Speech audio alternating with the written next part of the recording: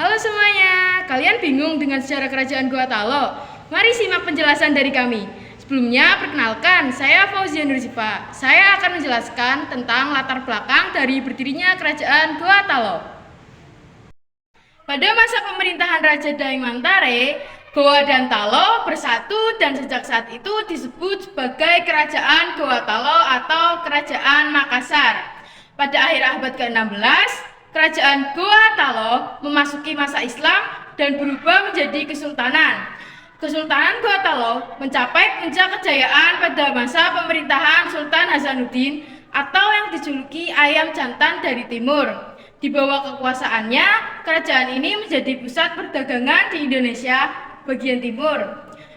Sultan Hasanuddin juga memimpin perjuangan melawan penjajah di daerah Makassar. Selanjutnya, perkembangan kerajaan Gua Talo akan dijelaskan oleh partner saya. Halo semuanya, nama saya Ella Diansyah. Saya di sini akan menjelaskan tentang perkembangan kerajaan Gua Talo. Perkembangan kerajaan Gua Talo pada awalnya kerajaan Gua Talo yang lebih dikenal sebagai kerajaan Makassar terdiri dari beberapa kerajaan yang berjarak Hindu antara lain Goa, Talo, Wojo, Bone, Sopeng, dan Luwu.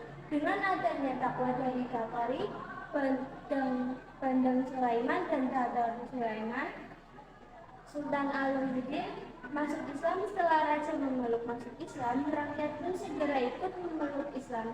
Kerajaan Goa dan Talo kemudian menjadi satu, lebih dikenal dengan nama Kerajaan Makassar.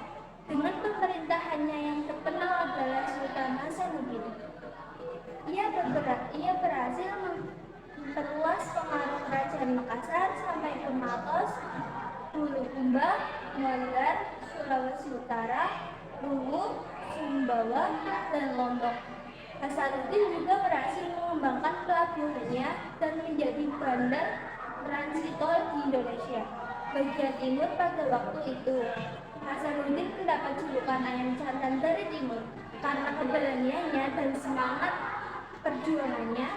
Makassar menjadi kerajaan besar dan berpengaruh terhadap kerajaan sekitarnya.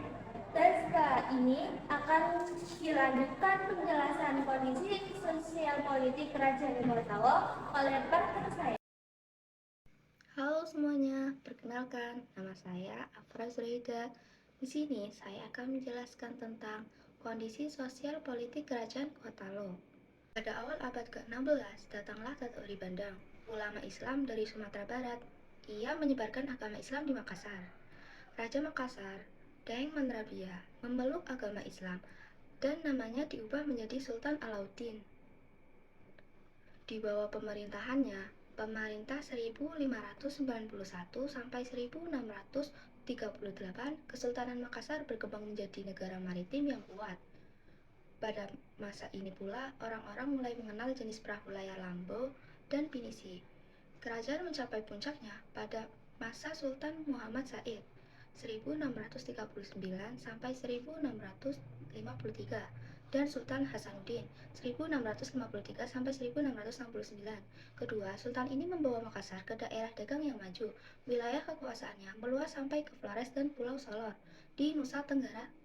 Secara khusus, di bawah Hasanuddin, kerajaan-kerajaan kecil di sekitar Makassar seperti Kerajaan Wajo, Bone, Luwu, dan Sopeng berhasil dikuasai.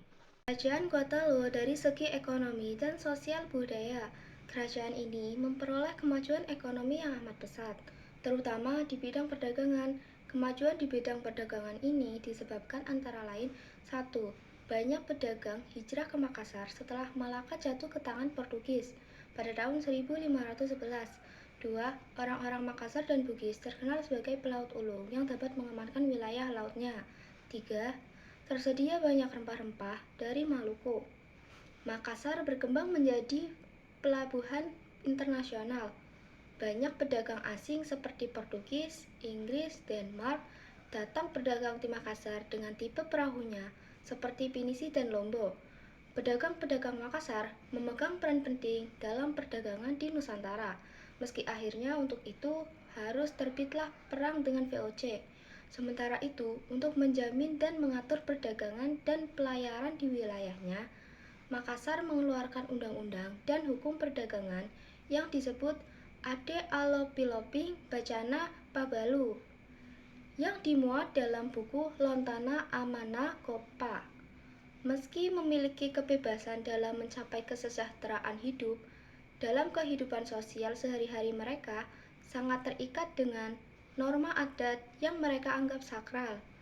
Norma kehidupan masyarakat Makassar diatur berdasarkan adat dan agama Islam yang disebut Pangadakang. Selain norma tersebut, masyarakat Makassar juga mengenal pelpisan sosial, lapisan atas yang merupakan golongan bangsawan dan keluarga yang disebut anak karung atau karaeng. Sebagai rakyat kebanyakan disebut Tomaradeka dan masyarakat lapisan bawah yaitu para hamba sahaya disebut golongan Ata.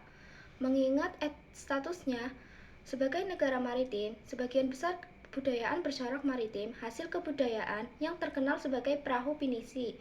Perahu ini tidak saja berlayar di perairan Indonesia, tetapi juga sampai ke mancanegara. Halo semuanya, perkenalkan saya Josen Ragnan akan menjelaskan keruntuhan Kerajaan Goa Talo. Runtuhnya Kerajaan Goa Talo di daerah kekuasaan Makassar luas, Kerajaan Talo mencapai masa kejayaannya adalah ketika dipimpin dengan Sultan Hasanuddin, terkenal sebagai raja yang anti kepada dominasi asing. Oleh karena itu, ia menentang kehadiran dan memonopoli oleh VOC yang telah berkuasa di Ambon. Untuk itu, hubungan antara Batavia dan Ambon terhalangi oleh adanya Kerajaan Makassar. Dengan kondisi tersebut, maka timbul pertentangan antara Sultan Hasanuddin dengan VOC. Bahkan menyebabkan terjadinya peperangan.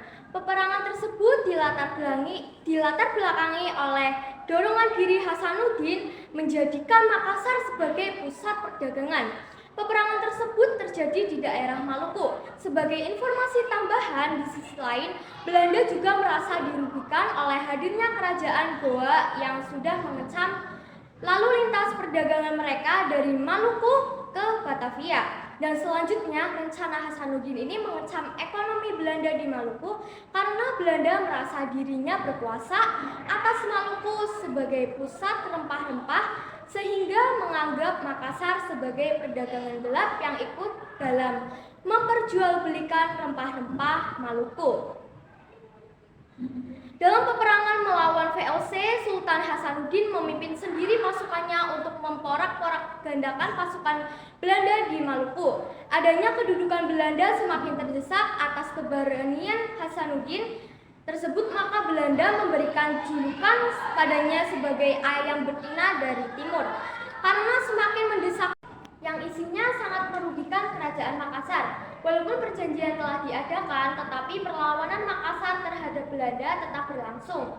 Bahkan pengganti dari Sultan Hasanuddin sendiri, yaitu Mapa Somba, putra Hasanuddin, meneruskan perlawanan melawan Belanda.